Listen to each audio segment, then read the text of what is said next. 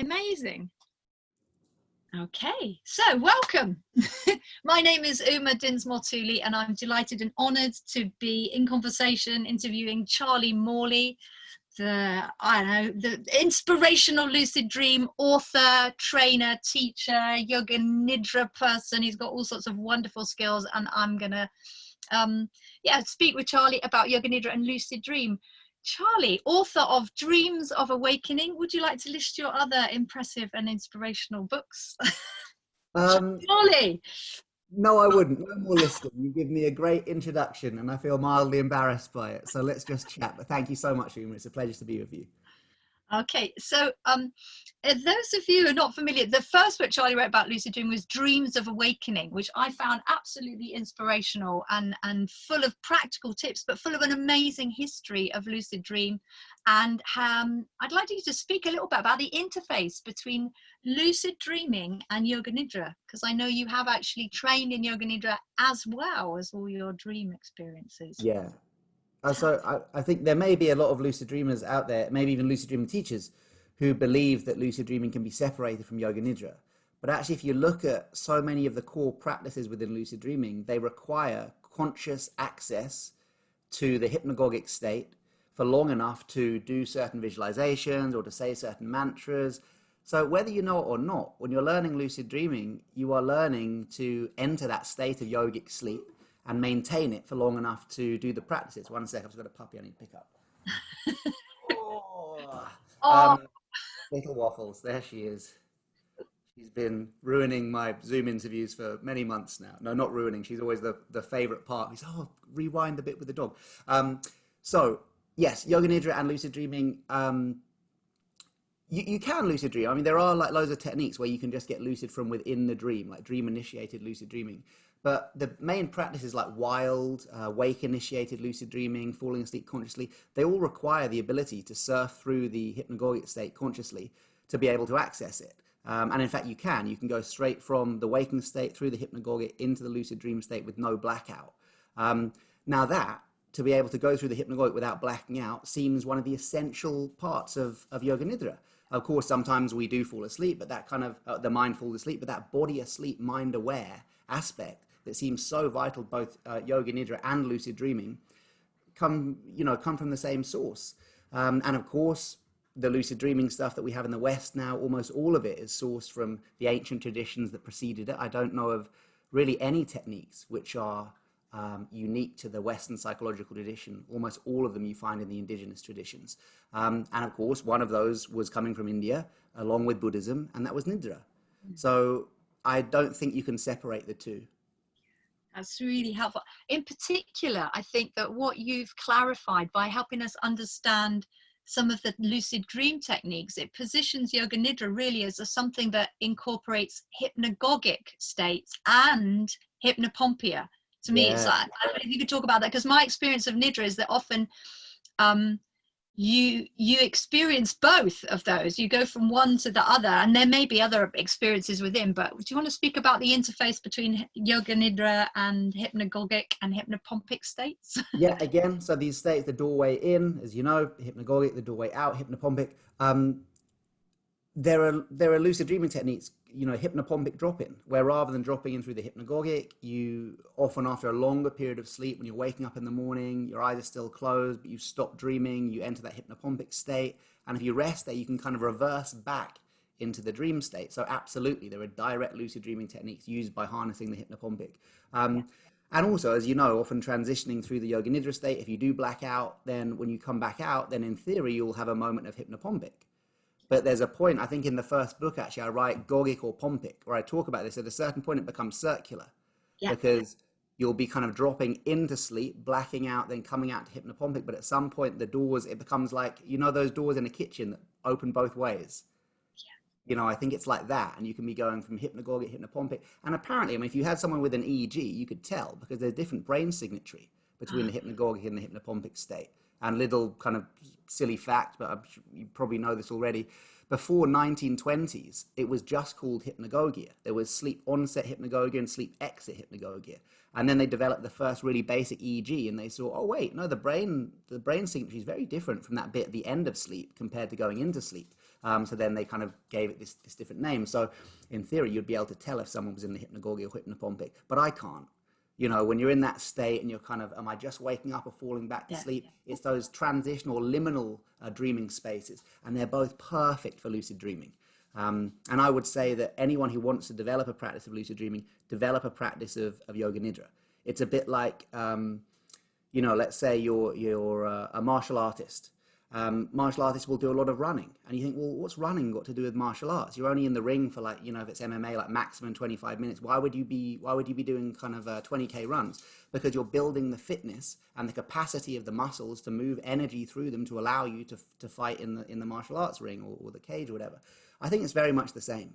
You know, Yoga Nidra is a vital tool to prepare for kind of preparatory fitness for lucid dreaming. Not a tool that it means it's a stepping stone to it. In fact, in many ways, I think the Yoga Nidra can be, in its purest form, a more advanced practice than lucid dreaming because of its accessibility.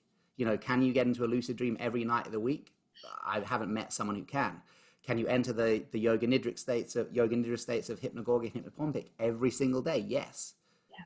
You know, so it makes it very, very accessible, more accessible than lucid dreaming, I think. Yeah, and that is kind of a really helpful link into the applications of Yoga Nidra. I mean, I've been running a yoga camp for 16 years now. This is the first year in 16 years that we're not doing it this summer, and it has 5 Yoga Nidras a day. We have a big people do 5, and some of them are short and some of them are long. And I think that accessibility really makes the practice very applicable. And I know you've done training with the iRest Institute. I wondered if you could speak about how you've applied or how you see the application of Yoga Nidra, maybe in relation. Yeah, so I did the like level 1 teacher training with IRES in San Francisco as part of this scholarship I got from the Winston Churchill Foundation to go and look at best practice in mindfulness-based PTSD treatment for veterans. Very long thing. And that meant, studying with IRES and doing the teacher training. Now, since I've done that, I have actually not run any kind of IRES classes or taught it directly, the IRES protocol. But what I did learn is, because the IRES training is really good, and as far as the kind of history of Yoga Nidra goes too, because of course, Richard Miller, although he is presented because of his work with the military and health service, he presents himself in a completely secular way. The dude's a full-on yogi. I mean, if you talk to him personally, he's a mystic, he's a yogi, he's deeply into the esoteric arts. Okay, puppy. And the training incorporates that. You have really good kind of historical basis for Yoga Nidra. So I learned a lot, and there are kind of some elements of the protocol I use. But because I've been using my own kind of version of what I call hypnagogic mindfulness, which is basically, I just gave it the name because I wasn't quite sure whether I was doing Nidra. So I thought, well, I'd better call it something else in case it's not. And then later when I did the trainings and did workshops with you, I thought, oh, well, it's very similar anyway. But it was specifically kind of hypnagogic mindfulness I would refer to as a form of Yoga Nidra specifically aimed for lucid dreamers. So we've got that kind of, the reason for doing it is rather than as a meditation practice in its own right, as Nidra is, as a kind of supplementary practice to lucid dreaming. But since doing the training with IREST and going to your workshops and just practicing Nidra, I realize, these are two absolutely pure forms that don't have to be linked at all. But if you do link them, then stuff gets really interesting. If you start doing Yoga Nidra and, Dream Yoga together, then stuff really warms up. Oh, thank you. And this warms my heart, because the whole point of like total Yoga Nidra, when I came up with that term, was actually we were utilizing many different aspects of like things from IREST and from other traditions of Yoga Nidra, because they joined up. And what I feel is it's everybody's birthright. It's a human capacity to actually be able to enter these states consciously and at will for the benefit of people's general well-being, if nothing else. And I see it as a very creative source. And I wanted to just take you back at that last question I wanted to ask, was to look, you mentioned at the beginning, when you look at the history of lucid dream, you're saying that a lot of these techniques come out of indigenous practices. Yeah. I'm particularly keen to explore this because I feel that the current commercial way of like treating something like Yoga Nidra is to trademark it and own it. And actually what we've got is an amazing kind of treasure trove all around the world of indigenous practices of trance induction, lucid dream, Yoga Nidra. Could you speak about the ones you're familiar with? Yes, so there are 4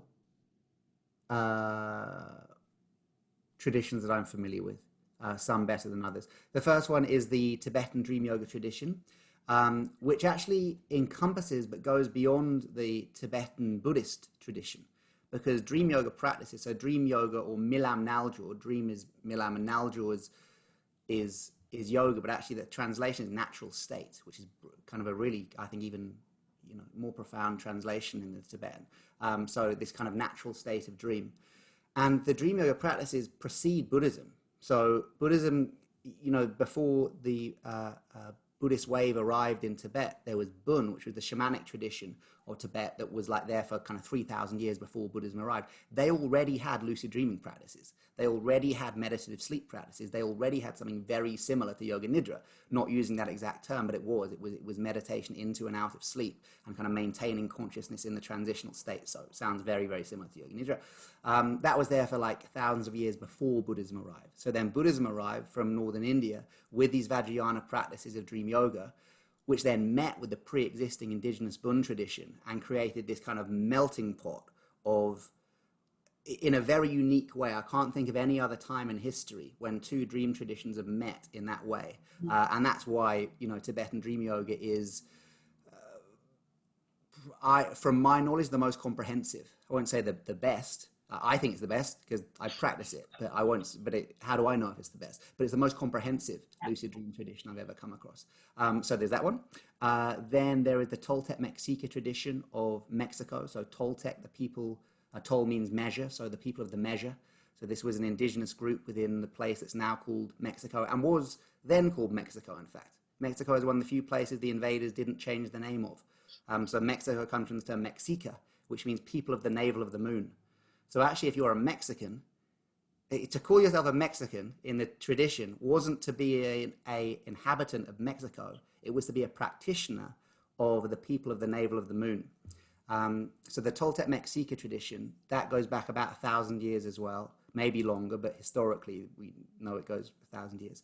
They've got loads of lucid dreaming practices, and some of them almost identical to the Tibetan Buddhist traditions.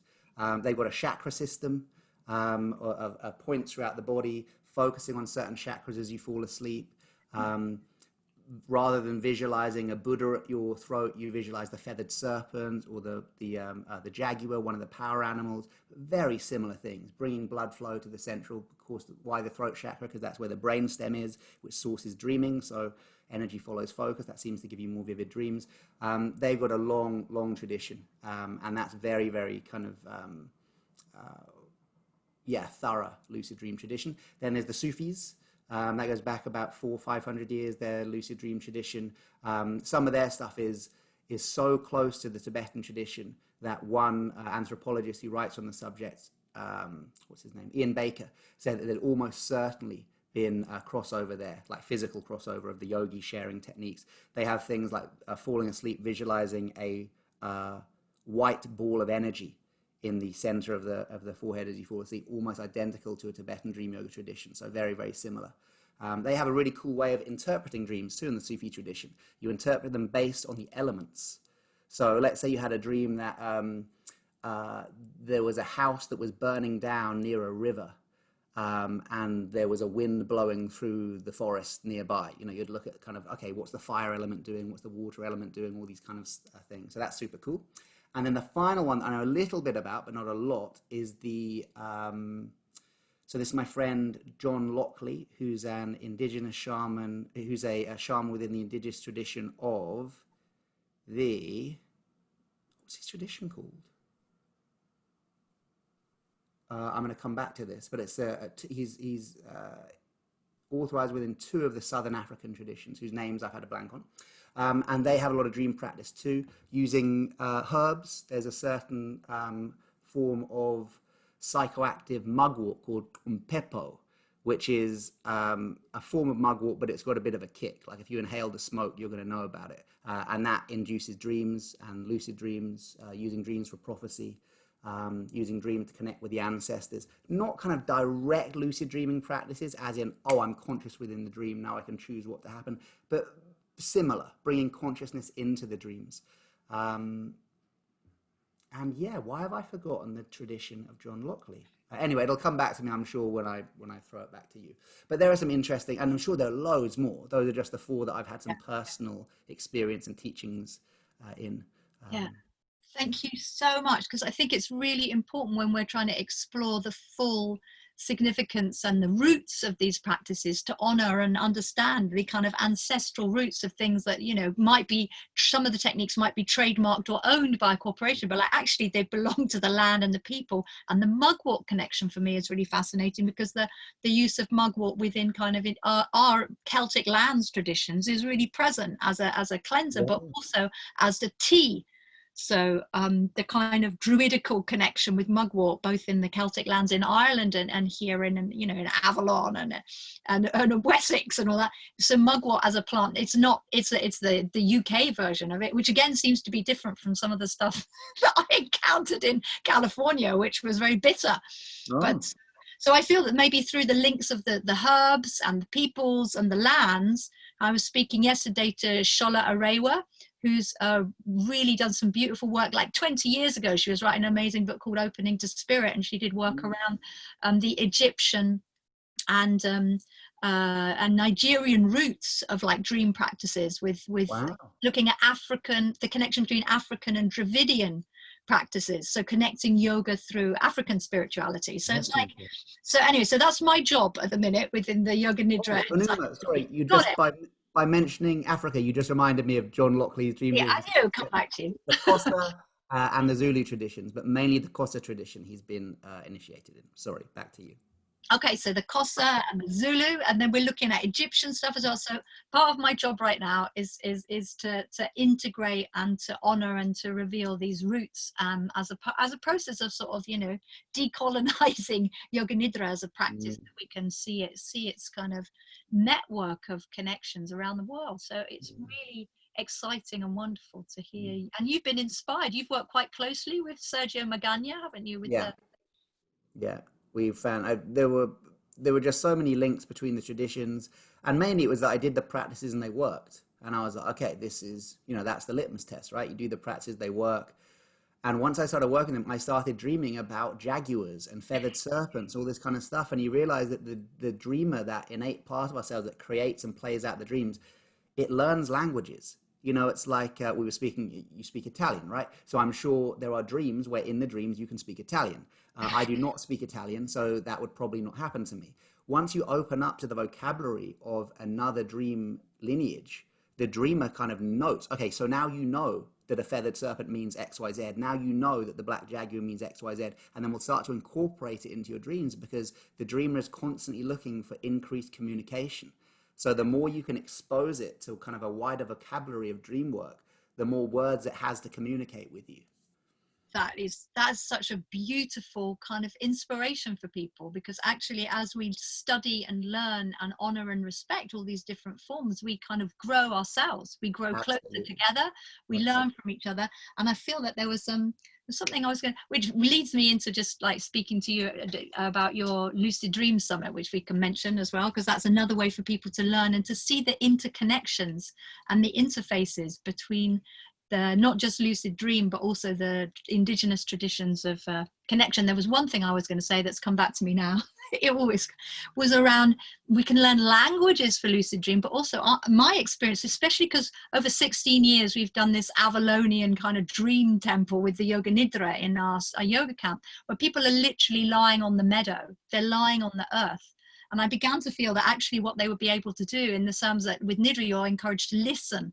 Like, and at one way it's just like what you hear with your ears, but it's as if your bones are listening to the land, and the land dreams through you. So I do believe there's a kind of ecological imperative here that you can actually, people become more reconnected to their essential nature and the capacity they have for creativity and dream, but also you get reconnected to the land on which you lay, or the land of the language of those dream practices, like you with your jaguar dreams. And I found that when I was connecting in with some of the indigenous Irish traditions, which is kind of my maternal lands, you know, is that actually there was a deeper heart connection with the earth herself, which I feel is an aspect of dreaming that That's almost as if the earth is dreaming through us. I don't want to get too weird about it, but No, I absolutely agree. You're reminding me of a lucid dream I had myself where I connected with the spirit of the land at this retreat center called Anamkara up in the Highlands. And you can do this, the place you're having the lucid dream, although of course the lucid dream is happening within the internal environment of your mind, quite the opposite to an outer body experience where you're in the greater, space. Lucid dreams are happening in the internal environment. However, the place in which you're having the lucid dream obviously contains an energy. So if you're having a lucid dream in a certain place that you haven't been before, you can connect with the energies of that place through the lucid dream space, which is like a thin, partially permeable membrane. And yeah, I did that once when I met the spirit of the land of Anamkara, and it was amazing. I just heard this drum, boom, boom, boom, boom, and I was like, whoa, what is that? And I looked up on the kind of hill, and there was this huge dude with these long black dreadlocks, dark skin, playing this drum like that. And the feeling I got was that he had been playing that drum since beginningless time. oh. And that it wasn't like, I wasn't like, oh, why is there an African guy playing a drum in Scotland? It was that human being had been playing the drum before Scotland was even an idea. And he had just been drumming for millennia, from when we were all from Africa. It was that. It wasn't that an African man had arrived in Scotland. It was that Scottish people had arrived in the land of this African man. And he'd just been drumming for millennia. And I was like, fuck, man. And his power, I couldn't even, I could look at him, but I was kind of averting my gaze. I was like, whoa, that's like a god. So I was kind of holding back, but trying to send respect and love. And I'm almost certain that a lucid dream wouldn't have been possible if I was in my bed in London. There's something about having the lucid dream on that land. And I think also there was something about that he was protecting the land. I felt like, oh, wow, he's here on this. Maybe the retreat center was built here because the people who bought the retreat center could feel his protection of the land, that this deity had been there since the olden days. Oh, what a wonderful dream to exit on. I don't think I've ever shared that one before, actually. It's really, to me, it affirms this real capacity of reconnection with the real depths of the roots of life herself. And I've seen similar things happen. We did a course ran a Nidra teacher training course in the Redwoods in California. Oh, wow. And each student is encouraged to create their own Nidra, and what I sensed was, because we do these in different parts of the world, the flavor of how that Nidra is expressed is all about the land, because we worked outside. It's Mediterranean. We had nearly all our meetings outside. We practiced Nidra outside beneath these trees, and one of them, 2 or 3 of the students created these exquisite Nidras that were all about the trees breathing out as the humans breathe in, and the humans breathing out as the trees breathe in. And they're just really, and other kind of all sorts of things that I think were absolutely specific to that land. And they then went and explored those practices later, and I should be able to tell you the name of the person who actually then went and did a whole master's about health coaching, which involved forest bathing and Yoga Nidra. So again, that's like an interface. And her name will come to me before the end of the interview, but I'd love for you just to tell people, because we're talking to the Yoga Nidra people through our Yoga Nidra newsletter and the Yoga Nidra Network, but Charlie's just put together a superb summit on lucid dreaming that features a number of our colleagues. I believe you're interviewing Tracy Stanley and Jennifer. In fact, Jennifer Dunford was on that Nidra training in the Redwoods with us. Oh, cool. Yeah. So I talked to Jennifer about her specialty of, liminal dreaming, which is harnessing the hypnagogic and hypnopompic for kind of creativity and insight. We talked to Tracy Stanley about the kind of healing power of Yoga Nidra. A great interview with you where we look at not only Yoga Nidra, but go into the Yoni Shakti power and that whole movement. And then, the Lucid Dreaming Summit, the aim of it was, rather than previous summits, which are just loads of lucid dreaming teachers sitting around and talking about lucid dreaming, I was like, well, what if me as a lucid dreaming teacher interview other people who are not lucid dreaming teachers about lucid dreaming? So what happens if the interviews are with Yoga Nidra teachers, with shamans, with philosophers, with Buddhist lamas, with scientists? so that it's not just about kind of lucid dreaming, it's about the wider aspects of conscious sleep and dreaming, and how far we can go in those conversations. And yeah, we've got 21 really good interviews, and loads of bonus packages and stuff. And it's all free. I mean, you can buy it if you want, but on the 4 days of the summit, it's all free. So maybe you can put the sign up link below or something, and then just give your email. Then on each day, you'll get sent a link with all the videos accessible for 24 hours. So yeah, you can binge watch them all.